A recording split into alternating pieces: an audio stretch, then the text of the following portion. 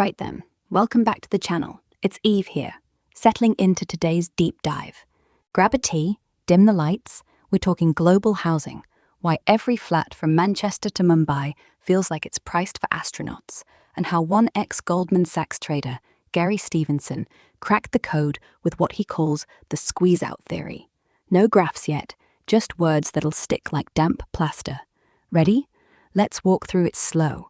Imagine you're standing outside a terraced house in Leeds, red brick, net curtains twitching, yet the estate agent just quoted you 10 times what your mum paid in 1989.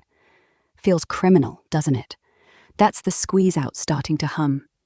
Gary's theory isn't some ivory tower scribble.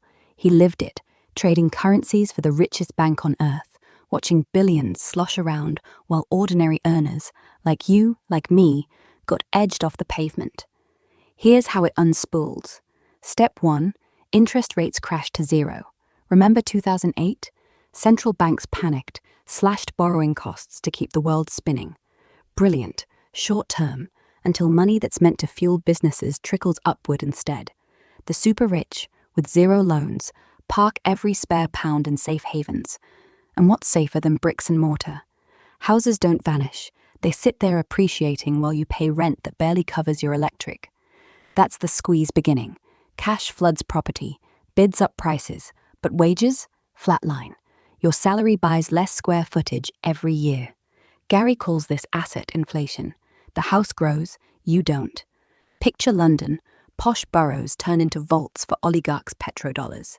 A 3-bed terrace, once for a teacher maybe, now fetches $2 million because a Dubai investor needs somewhere to launder cash.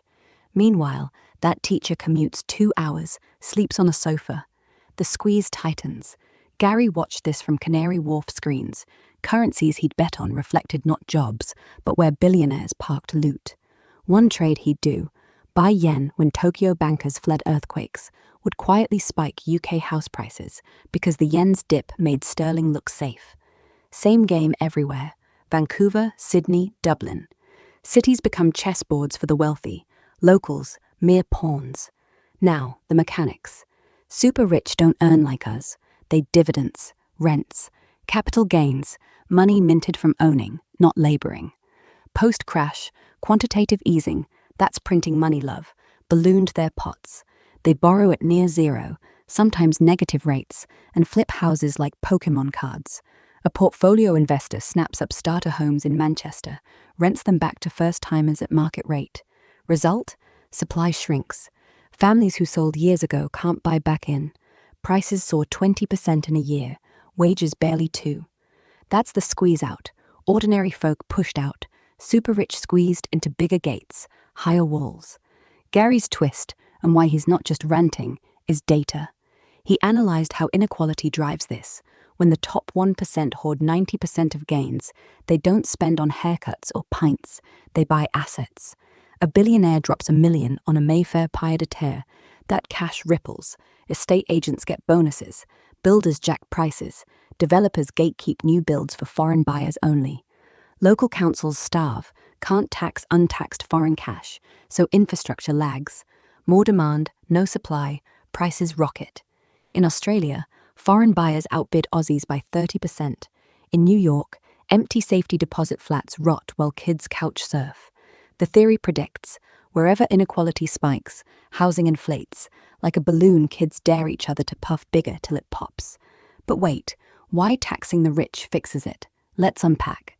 First, understand the hoarding. Gary's thesis: wealth concentration isn't a side effect, it's the engine. Super rich recycle money into assets, starving circulation for everyday folk. Your pound in a savings account, it might fund a payday lender. Their pound buys a block of flats, rents them back at profit. Taxing them, properly, pulls that cash out, not trickle-down fairy dust, hard redistribution. Say we slap a wealth tax, 2% on fortunes over 50 million. That's billions yearly. Spend it housing builds social units, subsidize rents, cap price surges. Suddenly, that Leeds terrace drops to human scale because demand cools. Oligarchs think twice before hoarding bricks. Evidence? Look at 2010 Sweden. They taxed absentee owners. Prices eased 10%. young families clawed back 20,000 homes. Or Norway's fish scattle hits foreign luxury buys, keeps cabins for locals. Gary argues, without it, central banks keep printing to bail banks, inflating bubbles. Tax the root, wealth inequality, and you drain the swamp. Ordinary people get equity back, vouchers for deposits, co-op schemes, rent-to-own pilots. The super rich? They adapt, maybe sell a yacht, invest in factories instead. Economy widens, wages rise because demand for labor spikes when housing's affordable. Kids stay local, start businesses, don't flee to cheaper towns. The squeeze reverses, out to in. Critics bleat, they'll flee. Rubbish. Gary's seen it. London lost 0 billionaires to Monaco. The yachts just got flashier. Tax havens? Clamp those too. Global minimums, like the OECD's 15% push. And inheritance tax. Whack it higher. Stop dynasties buying up cities. Imagine, every mansion over 10 mil taxed 40% on death. That funds 1 million first-time buyers nationwide. Prices freeze. Builders pivot to volume, not vanity. Your nephew in Liverpool finally affords a garden. Imagine the barbecues. Tying it global, America's zoned-out suburbs, Gary says untaxed mansions, subsidized density. Tokyo works because land's leased, not owned forever, no hoarding. China's ghost cities? Tax unused flats, force sales, fill them. Everywhere, the fix is the same. Squeeze the squeezers. Ordinary folk reclaim space, communities knit tighter. No utopia, just maths. Wealth tax equals housing breath.